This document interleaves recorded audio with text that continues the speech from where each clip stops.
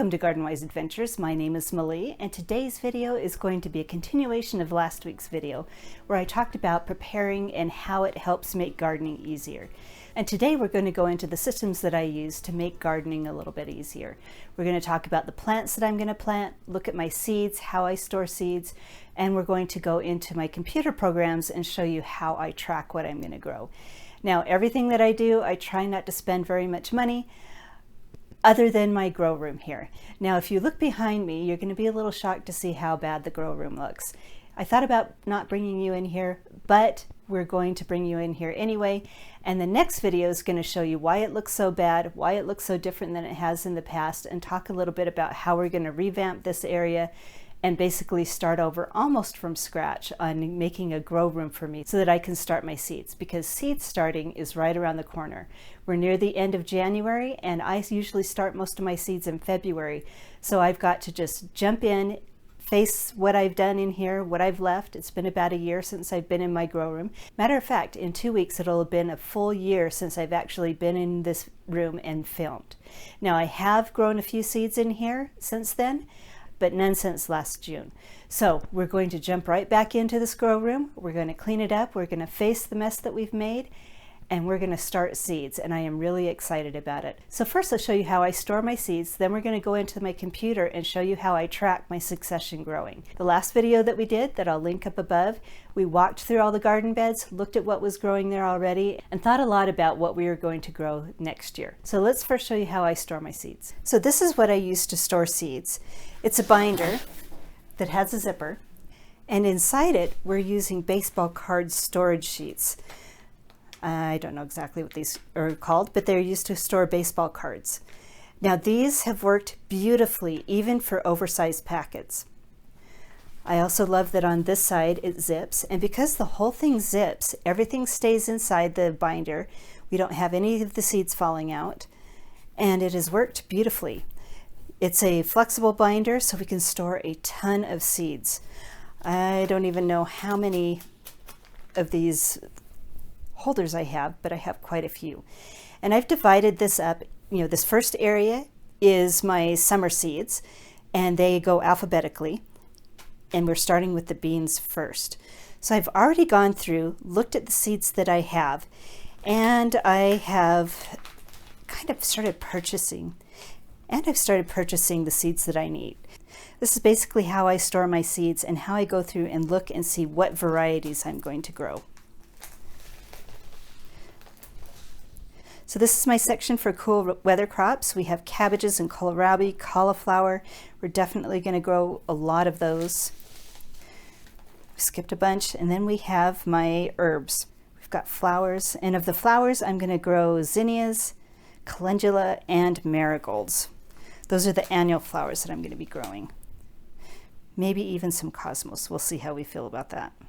So those are just a few of the varieties that I'm thinking about growing. So let's go onto my computer. Then I'll show you how I plan my succession growing throughout this season. Now, last year, I guess it's been about the last 5 years, I've been able to grow almost all the vegetables that I eat. I've also been able to grow all the fruit that I eat. And I do that by carefully planning the succession of my plants. So let's go through and show you how I do that. So here we are at my computer, and this is my Excel document that I've created to track the amount of seeds that I have, so when I go to purchase seeds, I don't purchase more than I need.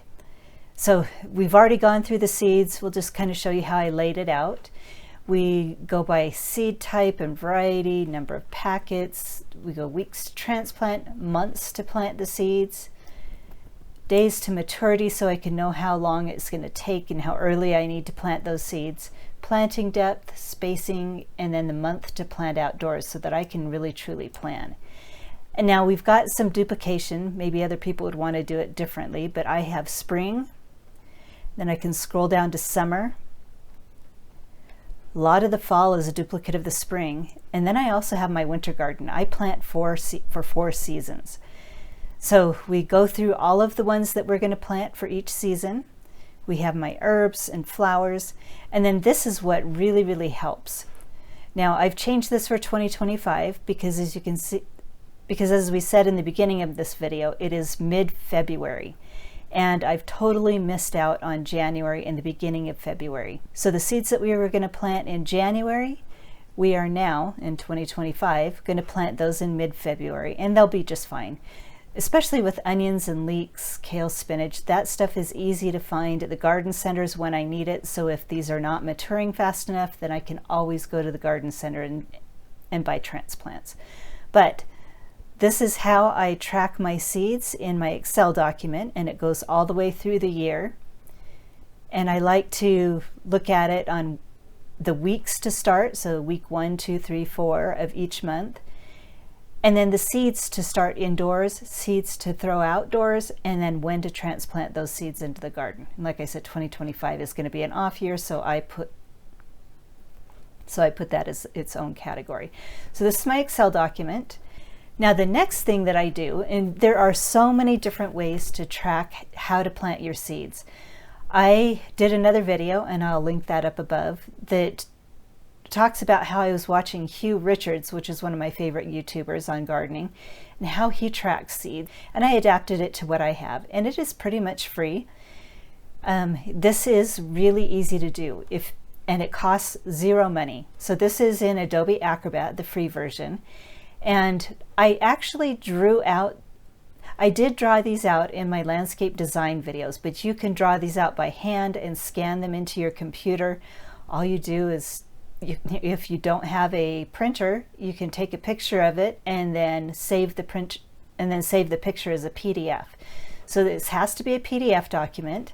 If you look up here on the top, I have January's and February's. I have all the way through August. Usually I take it through October because that's the last month I transplant anything into my garden. Now, the background cannot be changed because it's a PDF unless you have a PDF editor.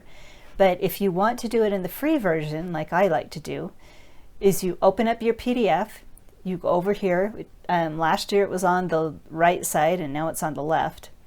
But click View More on all tools. And if you scroll down after clicking View More, and if you look, there's a fill and sign.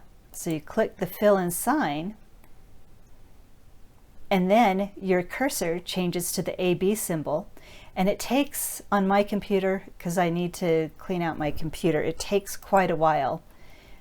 But you can click in an area and wait, and then you have a text box. You can move that text box anywhere you want. And as you can see, my computer needs to be cleaned out. It's having a lot of problems with speed. But last time I cleaned out my computer so that it didn't have so many issues, it was easy to move. So you can move it anywhere you want. And we're going to wait for it to load again. And then you can type anything you want. And then once it's loaded, if you want to be able to see it better, you can click the large A and increase the size of the type. Then you can move the printing anywhere you want. You can delete it. And that's how you edit the PDF so you know what is planted in each bed. Now I like to designate what is going in that month by putting in. And then if it's going out, let's see if there's anything going out. Let me find one where it's going out. Okay, actually I don't think I finished this. I need to finish it. But if it's going out, I'll put out next to it so I know what's going in each bed and what's going out, so I know which beds are going to be open for each month. In bed seeding, I put the seeds right here. I just take that off of my Excel spreadsheet. Transplants to plant into the garden I put in here, and seeds to start indoors are down at the bottom. So that is how I do a 4-season rotation on my garden, so I have the room when I need it. So that is it. That's how I plan my garden so that I can grow a succession of vegetables and try and grow enough to have a year's worth of vegetables in my garden. So hopefully this video has been helpful for you. If it has been helpful, I hope you like, subscribe, share it with your friends, and go have a wonderful garden.